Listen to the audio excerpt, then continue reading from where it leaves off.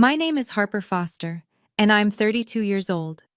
8 years of sacrifice vanished in a single day when my sister spent my entire $127,000 house fund on a Mercedes, while I was at work closing the books for quarter end. When I confronted my family at our emergency meeting, my mother's response still echoes in my mind. "Why are you making drama over nothing? It's just money, and family shares everything." But what happened next changed our family forever, and by the time the dust settled, every single family account was frozen. My sister's Mercedes was repossessed, and I held documents that proved I controlled everything, documents they never knew existed. Before I share how one decision by my grandfather 3 years ago gave me the power to stop my family's financial abuse, please take a moment to like and subscribe, but only if you genuinely enjoy this story. I'd love to know where you're watching from and what time it is in your corner of the world. Drop a comment below. Now, let me take you back to that Friday evening when everything unraveled. The Golden Dragon restaurant had been our family's gathering spot for 20 years. Every celebration, every crisis, we'd solved them all over their famous Peking duck. But that Friday at 7 p.m. felt different the moment I walked through those red lacquered doors. 20 relatives were already seated at the long banquet table. My aunts whispered behind their hands. My uncles avoided eye contact. Even my cousins, usually glued to their phones, watched me with an uncomfortable intensity. Mom stood at the head of the table, her pearls catching the chandelier light. She'd worn her important announcement outfit, the navy suit she saved for church and funerals. Dad sat beside her, hands folded, studying the tablecloth like it held the secrets of the universe. And then there was Mia. My 26-year-old sister sat directly across from where I'd be sitting, spinning a key fob between her manicured fingers. The Mercedes logo caught the light with each rotation. She didn't even try to hide her smirk. "Harper, finally," Mom said, gesturing to the empty chair. "We've been waiting." I remained standing. "Where's my money?" The restaurant's ambient chatter seemed to pause. Our waiter froze mid-pour at the next table. Mom's laugh was practiced, performative. "Sweetheart, that's what we're here to discuss, as a family." "There's nothing to discuss. That was my house down payment." "Which you kept in a joint account," Mom reminded me, her voice patient, like she was explaining something to a child. "An account I'm on, for emergencies." "A Mercedes isn't an emergency." Mia finally spoke, her voice dripping with fake sweetness. "It is when you need a car for job interviews. Or would you prefer I stay unemployed forever?" Aunt Susan nodded approvingly. "She has a point, Harper. Young people need reliable transportation." She could have bought a Honda for $20,000. "But the Mercedes was such a good deal," Mia protested. "Fully loaded, only 2 years old. With my money." Mom raised her hand for silence. "Harper makes good money, 6 figures at that accounting firm. She can save up again." She looked around the table, gathering support. "Family helps family. That's how we've always done things." The relatives murmured agreement. Of course they did. They'd been living off this philosophy for years, just never to this extent. My phone buzzed. A text preview flashed on the screen, but I couldn't read it yet. Not with 20 pairs of eyes watching my every move. 8 years. That's how long I'd been the family ATM. It started small after college. "Harper, can you cover dinner? You make the most." Then it escalated. "Harper, your cousin needs books for school." "Harper, the roof needs fixing, and you're the only one who's liquid." They called me the calculator behind my back. Mom's favorite phrase was, "Harper's too rigid. She needs to learn that love doesn't keep receipts." But love, apparently, did keep taking withdrawals. Every family gathering followed the same script. I'd arrive to find a new crisis that somehow required my checkbook. Dad's car needed transmission work, $3,000. Mia's laptop died during finals, $2,000. Mom's dental emergency, $5,000. Always emergencies, never anyone else's responsibility. "You're so blessed with that corporate job," Aunt Linda would say, patting my hand while eyeing my designer bag. the one luxury I'd allowed myself in 2 years. God provides for those who share. The joint account had been Mom's idea 3 years ago. For convenience, she'd said. So I can help manage your finances. You work such long hours. I'd agreed because Grandpa was dying, and I didn't have energy to fight. Between hospice visits and working 60-hour weeks to make senior accountant, I'd simply added her name and moved on. That was my first mistake. My second was telling Mom about the house fund. "I'm so proud of you," she'd said, tears in her eyes. "Your grandfather would be thrilled." Now, sitting in this restaurant, watching Mia flaunt those keys while Mom orchestrated this public ambush, I finally understood. I wasn't family to them. I was a resource, a walking bank account with daughter and sister labels slapped on for easier access. My phone buzzed again. This time, I looked. "She's being dramatic as usual," Mia announced to the table, loud enough for nearby diners to hear. "This is why she's still single at 32. No man wants a woman who counts pennies." Uncle Mike chuckled. "Money's meant to be spent, Harper. What good is it sitting in an account?" "It was for a house," I said quietly. "You can rent," Cousin Jessica chimed in. "Lots of people rent forever." "Besides," Aunt Susan added, stirring her tea, "family investment is more important than property." Mia needed this boost for her confidence. "You should see how happy she's been." Happy. My sister was happy with my stolen future. Dad finally looked up. "Your mother and I discussed this. We think you're being selfish." That word hung in the air like incense. Heavy. Suffocating.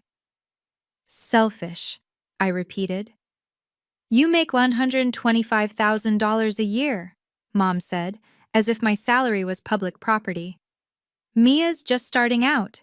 The least you can do is help your sister establish herself." The other diners were definitely watching now. Some pretended to eat while obviously eavesdropping. One woman at the bar had her phone angled our way, probably recording. "So you all knew?" I scanned the table. "You all knew she took my money, and you're fine with it?" The silence was my answer. My phone lit up with another text, this time from a contact labeled Thompson Law. 3 words that made my spine straighten. "Ready when you are." The text from Thompson triggered a memory so vivid I could smell the antiseptic from Grandpa's hospital room. 3 years ago, 2 days before he died, Grandpa had grabbed my hand with surprising strength. His eyes, clouded with pain medication, suddenly sharpened. "Harper," he'd whispered, "you're the only one I trust." "Don't talk like that, Grandpa. Mom and Dad are good people who make terrible decisions." He'd coughed, wincing. "Your mother, she loves too freely. Your father follows too easily. But you have backbone." He'd pointed to his briefcase in the corner. "Thompson has everything. When you need it, and you'll know when, call him." "Grandpa, what are you talking about?" "The family thinks I'm leaving them the house, the investments, everything." His grip tightened. "I did. But not how they think." I'd wanted to ask more, but the nurse came in with his medication, and soon he was sleeping. 2 days later, he was gone. After the funeral, I'd been too grief-stricken to think about his cryptic words. Mom handled the estate, or so she said. The house stayed in the family, life continued. But Thompson had called once, 6 months after Grandpa died. "Miss Foster, I'm holding some documents for you. Your grandfather's instructions were to wait until you needed them." "I don't understand." "You will," he'd said simply. "When the time comes, you'll know." Now, sitting in this restaurant watching my family justify theft with love, I finally understood. It was time. The math was simple, brutal, and undeniable. $127,000 represented 2,920 days of brown bag lunches while my coworkers ate sushi. It was 8 years of wearing the same winter coat while Mia bought a new designer jacket every season. It was every declined happy hour, every skipped vacation, every "sorry, I can't afford it" while I watched my friends live their lives. Let me paint you a picture, I said, my voice carrying across the restaurant. Every morning at 5 a.m., I'm on the train to work. Every night at 9 p.m., I'm still at my desk. Weekends? I'm doing freelance accounting to add to that fund. We all make sacrifices, Mom started. No. I pulled out my phone, opening Instagram. You post spa days twice a month. Dad's at the golf club every Saturday. And Mia? I turned the screen toward the table. Mia's latest post, uploaded an hour ago, showed her leaning against the white Mercedes, designer sunglasses reflecting the sunset. The caption read, "Blessed to have family who supports my dreams. Hatch new car, hashtag best sister ever, hash Mercedes life." 47 likes, 12 comments, all congratulating her. That's not just my car payment she's posing with, I continued. That's my wedding fund. That's the nursery I plan to paint yellow. That's the backyard where my kids would have played. You're not even engaged, Mia scoffed. Because David and I were waiting until we could afford a house. The words exploded out. He's been saving too. We had a plan, a timeline, and you just took it. Mom waved dismissively. If David loves you, he'll understand that family comes first. He called an hour ago. Want to know what he said? He asked if the wedding fund was safe, because we're supposed to put the deposit on the venue next week. The relatives shifted uncomfortably. A wedding was different. That was real to them in a way my house wasn't. And the interest rates? I pulled up my banking app. They've risen 2% since I started saving. Every month I wait costs me an extra $400 in mortgage payments. That Mercedes didn't just steal my present, it stole my future. But Mia just shrugged, those keys still spinning. You'll figure it out. You always do. My phone rang. David's photo filled the screen, us at his sister's wedding, both laughing at something off camera. The table went silent. Answer it, Mia taunted. Tell him the truth. I did. Hey babe, David's warm voice filled my ear. I'm at the venue. They need the deposit by Monday or we lose the date. The May slot we wanted. David, my voice cracked. What's wrong? You sound… Harper, what happened? 20 pairs of eyes watched me crumble. Mom looked satisfied, like this emotional display proved her point about my priorities. The money's gone. What do you mean gone? Harper, you're scaring me. My family took it. For a car. The silence on his end stretched so long I checked if we'd disconnected. All of it? His voice was hollow. Every penny. But your mom's name was only for emergencies. We talked about this.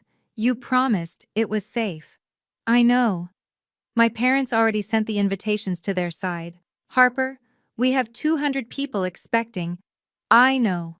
Mom reached for my hand. Tell him family helps family. He'll understand if he truly… I jerked away. Don't. Harper? David's voice was smaller now. What do we do? I'll fix this. How? The venue needs 12,000 by Monday. My savings can cover 8, but…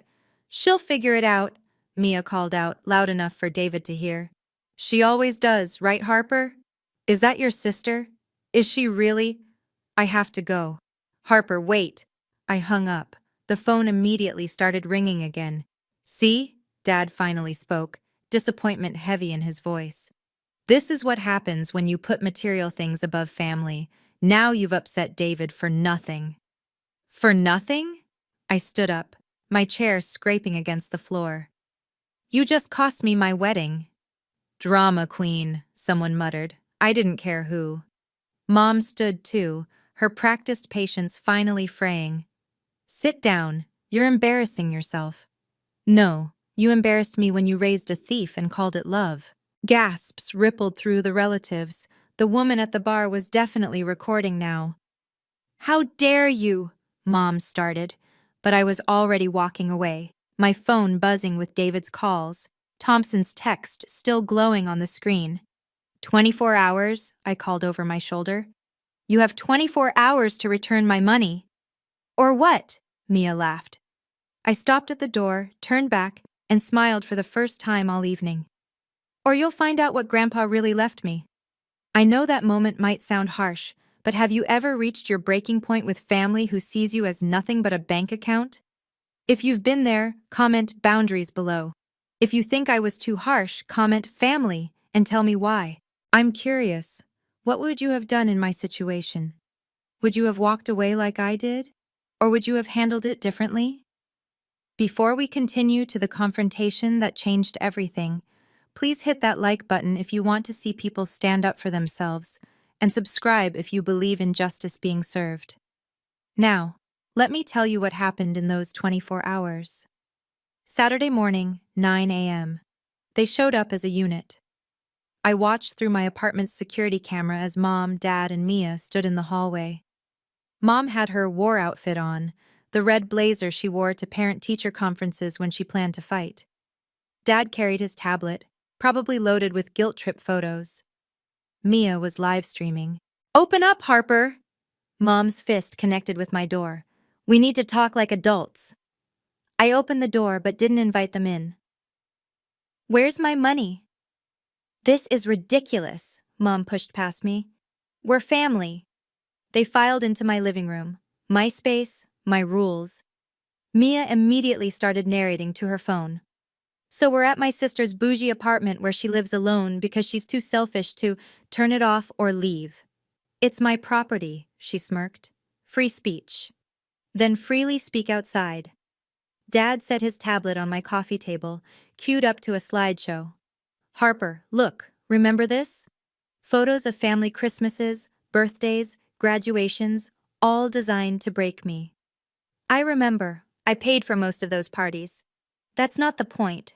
"Then what is?" Mom sat on my couch uninvited. "The point is we're family, and family doesn't steal." "It wasn't stealing," Mia protested to her audience. "The account had Mom's name on it.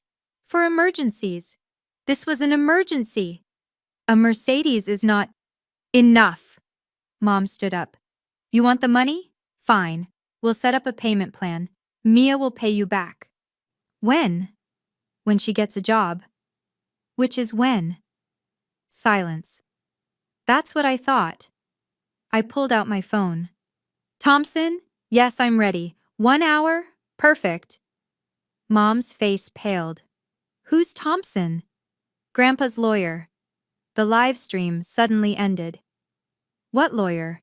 Dad's voice cracked. "Your mother handled the estate." "Did she?" I walked to my desk, maintaining eye contact. "Did she tell you about the meeting Grandpa had with Thompson 2 weeks before he died?" Mom's hand went to her pearls, her tell when nervous. "There was no meeting. August 15th, 3 years ago, Grandpa changed everything." "You're bluffing." But Mia's voice wavered. "Am I?" I opened my laptop, pulling up emails. "Thompson's been waiting for my call for 3 years." The room felt smaller suddenly. Dad sank into a chair. "Linda, what's she talking about?" "Nothing. She's making things up." But Mom's fingers were white around those pearls. "Grandpa knew," I said quietly. "He knew about the family taking advantage. He knew about Mom's spending, he knew about Mia's entitlement, and he knew about Dad's weakness." "How dare!" "He told me I was the only one he trusted, the only one who understood the value of $1. My phone buzzed. "Thompson. Documents ready, bringing witnesses." "Witnesses?" Mia grabbed Mom's arm. "What witnesses?" "The legal kind." I closed my laptop.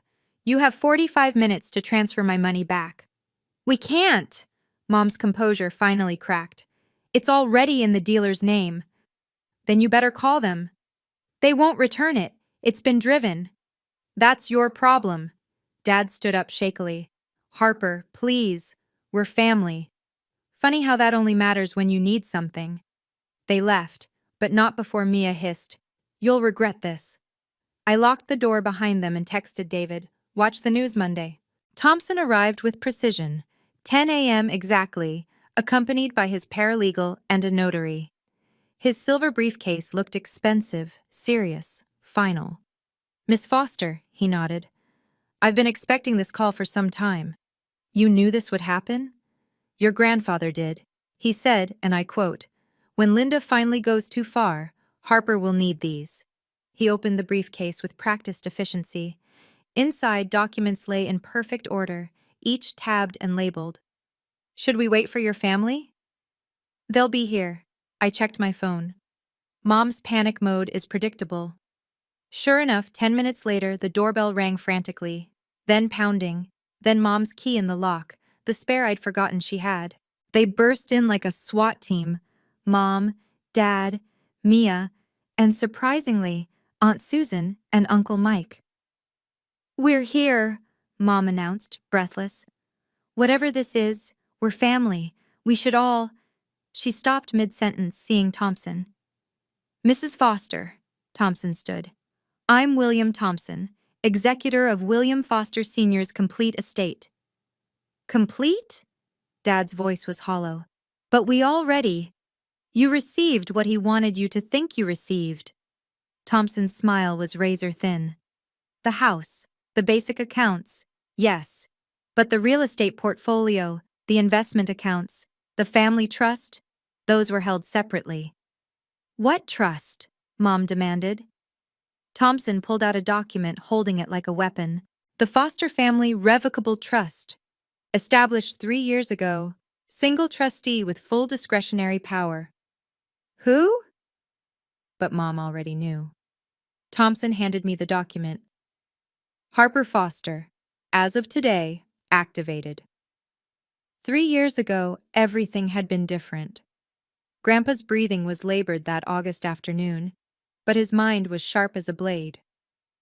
Thompson sat beside his hospital bed, documenting every word while I held Grandpa's hand.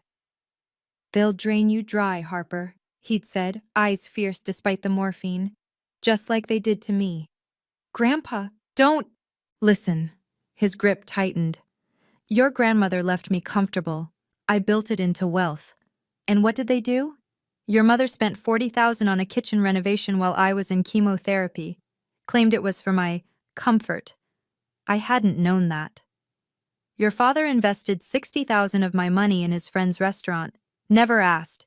Just took it from the joint account. The restaurant failed in 6 months.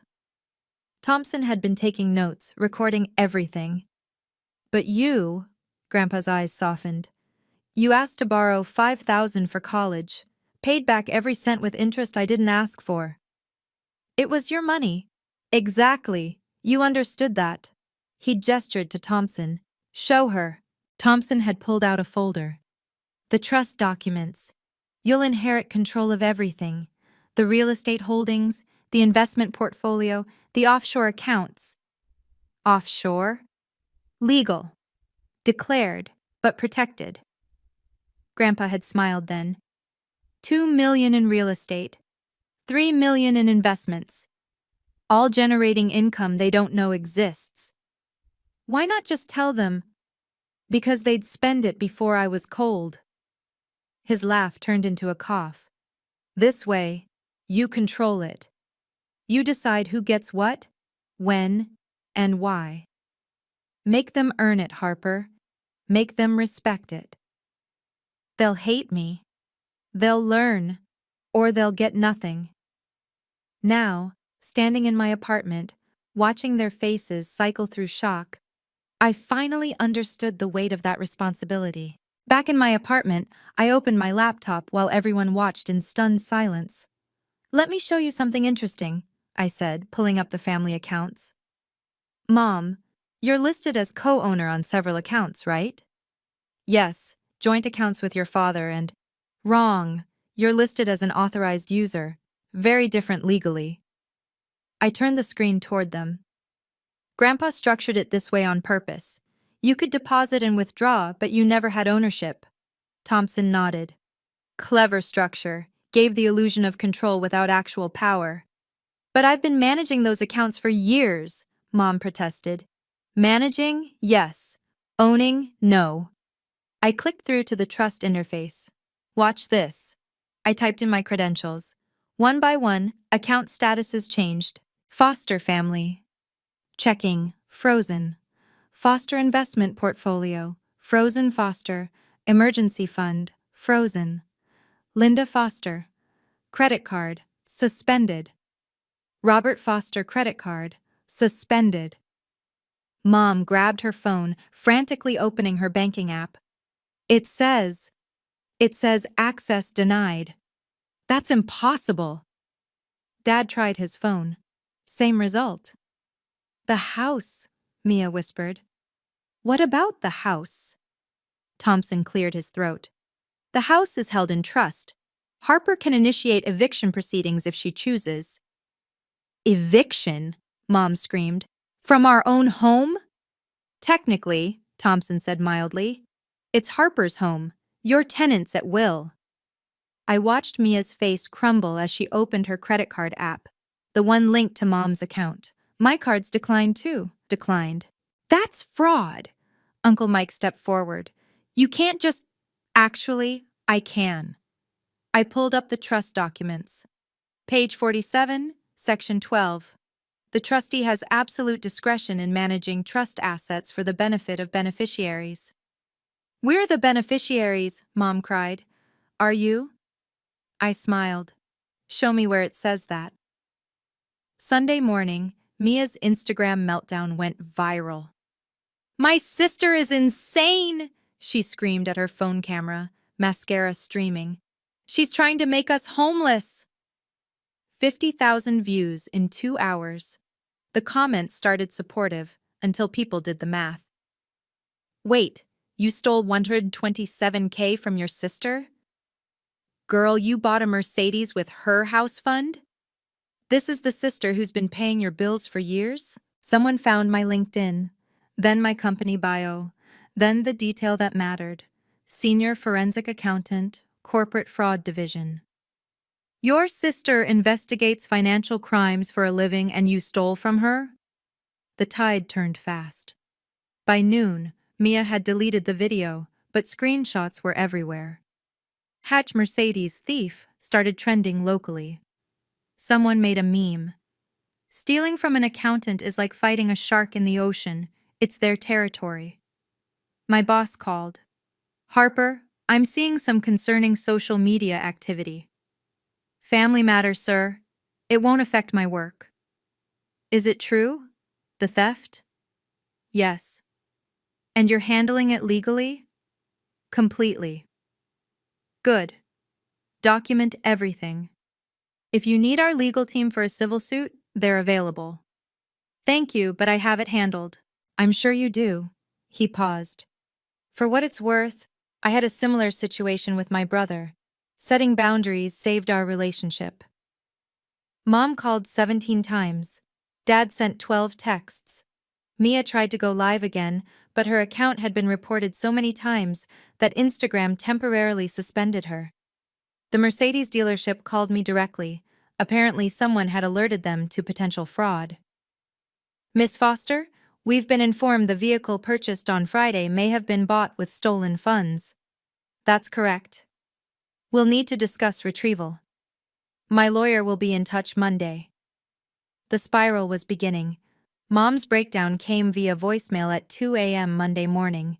Harper, please, I can't buy groceries. The gas station declined my card.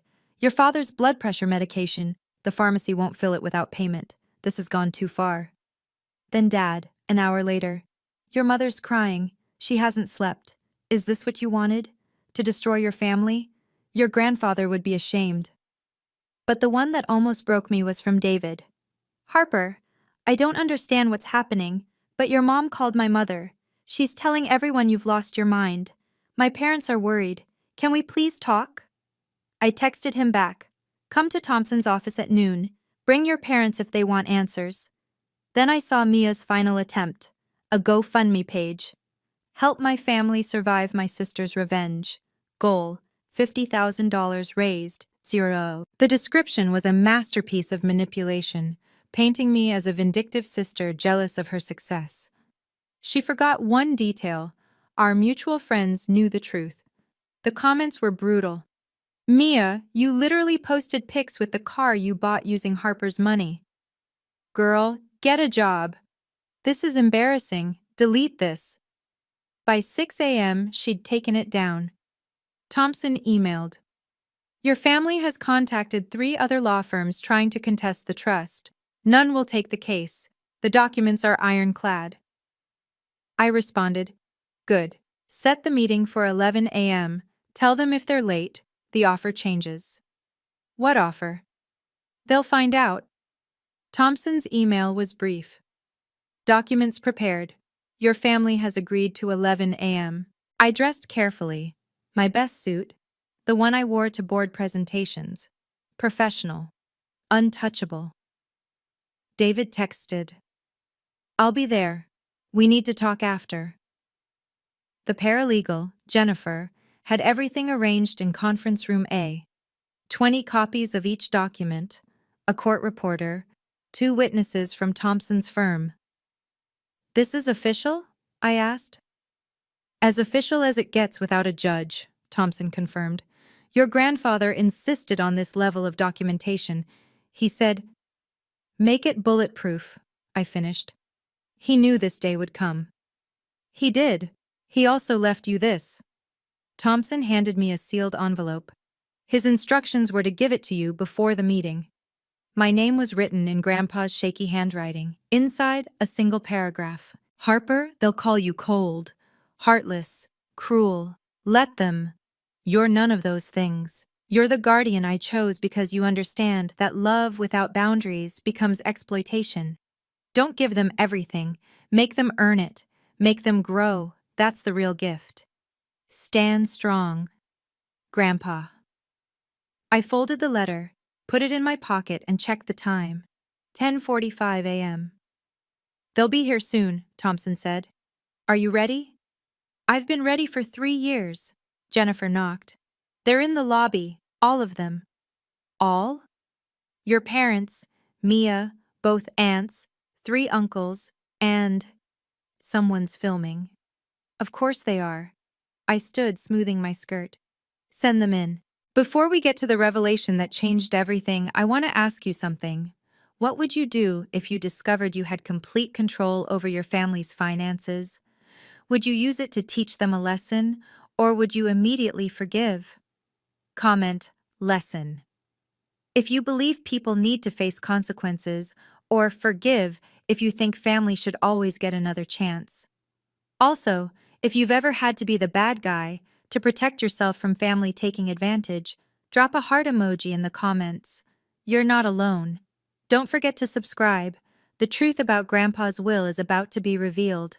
Conference room. A looked like a courtroom. Thompson stood at the head of the mahogany table, documents spread before him like evidence. The court reporter sat ready, fingers poised over her keys. My family filed in like defendants. Mom clutching Dad's arm, Mia with her phone, now recording openly, aunts and uncles filling the remaining chairs. David arrived last, choosing a seat near the door. His parents weren't with him. Please state your names for the record, Thompson began. One by one they complied. The court reporter's keys clicked steadily. We're here to discuss the Foster Family Revocable Trust, established by William Foster Sr. on August 15, 2021. Thompson lifted a thick document. This supersedes all previous estate planning documents. That's impossible, Mom interrupted. I have his will. You have a will dated 2018. This trust was created 3 years later, 2 weeks before his death. Thompson placed the document in the center of the table. Page 1 clearly states all previous documents are void. Dad reached for it with shaking hands. Why weren't we told? Because Mr. Foster specifically instructed that the trust remain confidential until activated by the trustee. Who authorized this? Uncle Mike demanded. Thompson pulled out another document.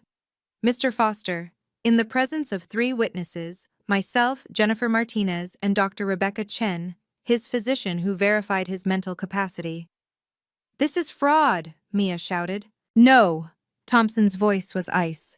Fraud is taking $127,000 from someone else's account without permission. This is estate planning. The room went silent, except for the court reporter's typing. Thompson continued. The trust holds the following assets: 4 commercial properties valued at $2.3 million. Investment portfolios totaling $3.1 million. 3 residential properties including the family home, all bank accounts previously thought to be jointly owned. Mom's face went white. That's everything. Yes, Thompson confirmed. It is. The trustee, Thompson announced, has complete discretionary power over all assets. He slid a document toward the center of the table. My name was highlighted in bold, Harper Foster, sole trustee. No, Mom whispered. He wouldn't. He did. Thompson pulled out another paper. This is Mr. Foster's letter of intent, explaining his decision. He began reading. I appoint Harper as sole trustee because she alone has demonstrated financial responsibility. In 8 years, she has never once asked for money, only borrowed once for education, and repaid with interest. Meanwhile, Linda has withdrawn over $200,000 for emergencies that included vacations, shopping, and cosmetic procedures. Mom gasped. Those were joint funds. Thompson continued reading. Robert invested $60,000 of my money without permission. Mia has received $45,000 in gifts she never acknowledged. The extended family has taken loans totaling $180,000, none repaid. Each number landed like a slap. Aunt Susan looked at the floor. Uncle Mike's face reddened. Harper will decide who receives distributions, when, and under what conditions. This is not punishment, it's protection. The family has proven they cannot manage money responsibly. You manipulated him. Mia stood up, pointing at me. You turned him against us while he was dying. Jennifer spoke for the first time. I was present at every meeting. Miss Foster wasn't there when these decisions were made. Mr. Foster specifically requested she not be told until necessary. Thompson added, in fact, Harper tried to refuse when we first informed her 3 years ago. Your grandfather insisted. David was staring at me with something like awe. You've known for 3 years and never said anything? Grandpa told me to wait until they went too far. I looked at Mia. A Mercedes bought with my house fund? That qualified. Check your phones, I said quietly. Mom fumbled with her banking app. It still says frozen. Keep reading. Her eyes widened. There's $1,000 in a new account. Monthly living allowance, I explained. Each of you gets the same amount, enough for groceries, gas, basics. 1,000? Mia shrieked. My car payment alone was. The Mercedes is being returned for fraud. You can't. The dealership already agreed. Turns out, using someone else's money without permission violates their financing terms. I pulled up the email on my phone. They'll be collecting it tomorrow. Dad checked his phone. The mortgage. It says paid. I'm not a monster. The house payments will continue. Utilities too. But the credit cards, the shopping accounts, the country club membership, those are gone. This is imprisonment. Mom stood up, shaking. You're controlling us. No, I'm teaching you what Grandpa wanted you to learn, how to budget. Uncle Mike laughed bitterly. And what about the rest of us? Same deal. Those who owe money to the estate will have payment plans created. Miss a payment, lose your allowance. You're enjoying this, Aunt Susan accused. I'm not. And I meant it. But I'm done being the family ATM. You want more than the allowance? Earn it. How? Mia demanded. Get a job. Keep it for 6 months. Show me pay stubs, and I'll match your savings dollar for dollar. That's humiliating. That's life. The court reporter's fingers flew across her keys, documenting every word. Thompson cleared his throat. There's one more matter. The letter. He handed me an envelope marked Final Terms. Inside, Grandpa's last surprise. I read Grandpa's final terms aloud. The trust includes a performance clause. Family members who meet specific conditions will receive their inheritance. Those who don't, forfeit it to charity. What conditions? Dad asked weakly. I continued. 1. Maintain steady employment for 12 consecutive months. 2. Complete financial literacy courses. I've already paid for them. 3. No requests for money outside the monthly allowance. 4. Repay any outstanding debts to the trust. And if we refuse? Mom's voice was hollow. Then in 5 years, everything goes to the Houston Foundation for Financial Literacy. Silence. Thompson spoke up. The Mercedes situation, however, requires immediate action. He placed a document in front of Mia. Sign this, acknowledging the fraudulent purchase, or face criminal charges. Criminal? Mia's phone clattered to the table. You accessed an account without the owner's permission and made a major purchase. That's wire fraud. David finally spoke. Harper, is this really necessary? I turned to him. They stole our wedding fund, our house fund, 8 years of our future. I know, but no buts. I pulled out my phone, showing him the text Mia sent me last month. Must be nice being rich. Some of us deserve nice things too. She knew what she was doing, I continued. Mom knew, Dad knew. They just thought I'd roll over like always. Thompson interrupted. Miss Foster, would you like to explain the clemency clause? I nodded. If Mia returns the car voluntarily, gets a job within 30 days, and maintains it for 6 months, I won't press charges. She'll also receive a bonus, enough for a reasonable used car. And if she doesn't? Then the district attorney gets involved. I looked at Mia. I've already consulted with them. They're very interested in a case involving $127,000. Mia grabbed the pen, signing frantically. Mom was crying now. Real tears, not manipulation. Harper, she whispered, we're your family. Yes, I agreed, which is why you're getting a second chance. Most fraud victims don't offer that. Let me be clear about the terms, I said, standing now, commanding the room like I did during board presentations. Mom and Dad, you keep the house, but it's in trust. You can't sell it, can't borrow against it, can't do anything without my approval. Try to, and you're out. They nodded mutely. Mia, you have 30 days to find employment. Any employment. Fast food, retail, I don't care. 6 months of steady work, and I'll match your savings up to $10,000. Enough for a decent car and a start on your own apartment. My own apartment? You're 26. Time to leave the nest. But those are the terms. I turned to the aunts and uncles. As for the extended family, your loans are now official. Interest-free if you make regular payments. Default, and I'll sell the debt to collections. Uncle Mike stood up. You can't treat us like what? Borrowers? That's what you are. I pulled out a folder. Mike, you borrowed $40,000 for a business opportunity 5 years ago. Never paid back a cent. Susan, $25,000 for your son's wedding. Also unpaid. Should I continue? They sat back down. Here's what's going to happen, I continued. Everyone gets financial counseling. Everyone gets a budget. Everyone learns to live within their means. In 1 year, if you've all complied, I'll release additional funds, enough to significantly improve your lives. How much? Mia asked. 50,000 each, but only if everyone succeeds. One person fails, nobody gets it. The room erupted. That's not fair. You're forcing us to police each other. This is manipulation. No, I said calmly. It's accountability. Something this family has never had. Thompson added, these terms are extremely generous. Most trustees would simply maintain the status quo indefinitely. Why? Mom asked me directly.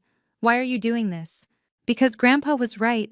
You don't respect money you didn't earn, so now you'll earn it. Within 48 hours, Mia's life imploded spectacularly. The Mercedes was repossessed Tuesday morning. She tried to live stream it, playing victim, but the comments were brutal. Girl, you stole that car. Your sister is a saint for not pressing charges. Get a job, maybe? Her follower count dropped from 15K to 3K in 2 days.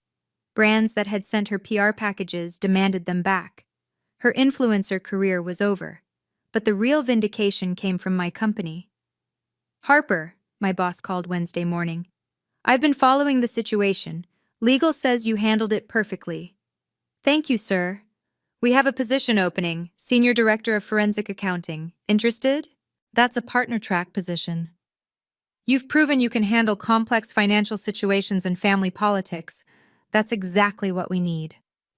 The raise was $50,000, enough to rebuild my house fund in 2 years instead of 8. David and I met for coffee that afternoon. Your family's calling you heartless, he said. I know. My parents think you're brilliant. I looked up, surprised. My mom especially.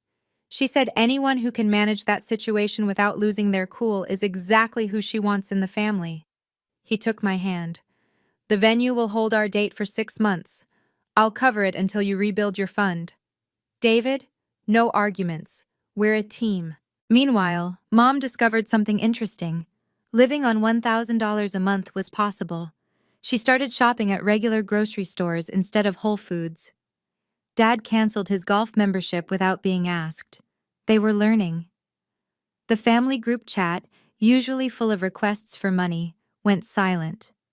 For the first time in 8 years, nobody asked me for anything. Thursday afternoon, the Mercedes was officially returned. Mia had to hand over the keys herself at the dealership. It's humiliating, she texted me. It's consequences, I replied. But something unexpected happened. The finance manager pulled her aside after. We have an opening in our customer service department, he said. Entry level, but with commission.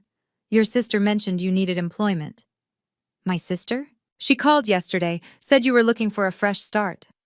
Mia got the job, $15 an hour plus commission. Not Instagram money, but honest money. Dad started driving for Uber. It's actually nice, he told me. Meeting people, no pressure, made $200 yesterday. Mom was the surprise. She started a budget blog, Riches to Reality, Learning to Live on Less. Her first post went viral in the senior community. My daughter taught me something painful but necessary. Money isn't love. The aunts and uncles set up payment plans, small amounts but consistent. Uncle Mike even sold his boat to pay down his debt faster. I haven't slept this well in years, he admitted. Not owing money, it's freedom. But it was Grandpa's lawyer who said it best. Your grandfather would be proud, not because you were harsh, but because you were fair. You gave them what he couldn't, consequences with compassion. Friday morning, I found a note under my door from Mia. I hate this, but maybe I needed it. Thank you for not pressing charges. I start Monday. It wasn't an apology, but it was a beginning. Saturday evening, Mom asked to meet at a coffee shop. Neutral territory. She looked different. Older maybe, or just tired of pretending. I've been thinking about your grandfather, she started. He tried to tell me once. Said I was teaching you kids that money grew on trees. What did you say? That family was more important than money, she laughed bitterly. But I wasn't teaching family values, I was teaching entitlement. Mom. No, let me finish. I accessed your account because I thought I had the right. You were successful, so you owed us. That's not love, it's exploitation. She pulled out an envelope. I sold my jewelry. It's only $8,000, but it's a start on paying you back. The trust handles repayment. This is separate. This is mother to daughter, an apology. I took the envelope, feeling its weight. I need you to know something, she continued. Your father and we're getting counseling, financial and marriage. We've been using money to avoid talking about real problems. Such as?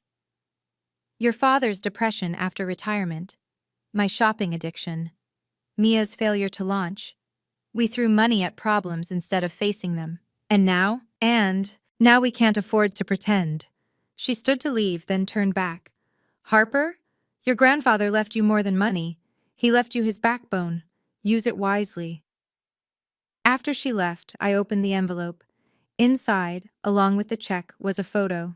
Grandpa and me at my college graduation.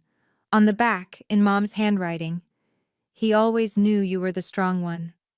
6 months later, everything had changed. Mia kept her job at the dealership. She was actually good at it. Her social media skills translated into customer service. She'd saved $4,000, and I matched it as promised. She bought a used Honda Civic and moved into her own apartment. "It's tiny," she told me, "but it's mine." Mom's blog had 10,000 subscribers. She'd turned budgeting into content, and companies were offering small sponsorships. "Ironic," she said.